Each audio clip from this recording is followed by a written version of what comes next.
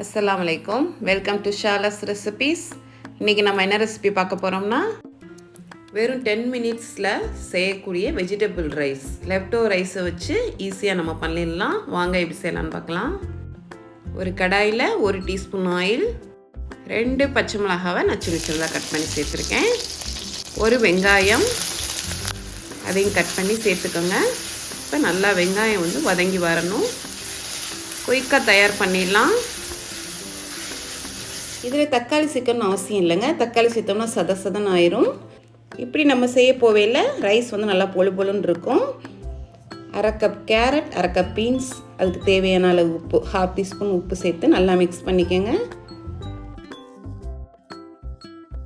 நல்லா மிக்ஸ் பண்ணியாச்சு. ஆயிலில் நல்லா குக் ஆகணும். இப்போ இதுக்கு தேவையான அளவு மசாலா நம்ம சேர்த்துடலாம்.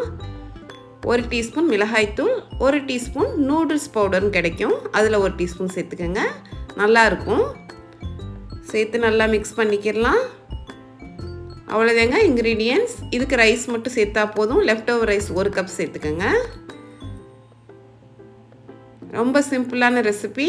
சமையல் தெரியாதவங்க கூட ஈஸியாக அந்த ரெசிபி பண்ணிடலாம். குயிக்காக தயாராகிரும். பேச்சுலர்ஸாக இருக்கீங்களா, உங்களுக்கு இந்த ரெசிபி யூஸ் ஆகும். கண்டிப்பாக ட்ரை பண்ணி பாருங்கள். லஞ்ச் பாக்ஸுக்கு அருமையான ரெசிபி.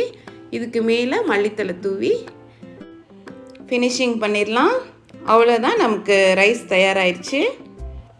இந்த ரைஸ் சூடாக சாப்பிட்டாலும் நல்லாயிருக்கும், ஆற வச்சு சாப்பிட்டாலும் நல்லாயிருக்கும். இப்போ சர்வ் பண்ணிடலாம். குழந்தைங்கன்னா விரும்பி சாப்பிடுவாங்க. ஏன்னா இதில் அதிக புளிப்பு காரம்லாம் இருக்காது.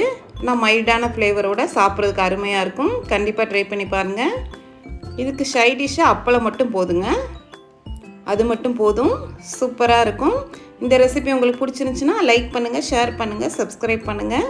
இன்ஷா அல்லாஹ் நெக்ஸ்ட் வீடியோவில் பார்ப்போம். தேங்க்ஸ் ஃபார் வாட்சிங். பாய்.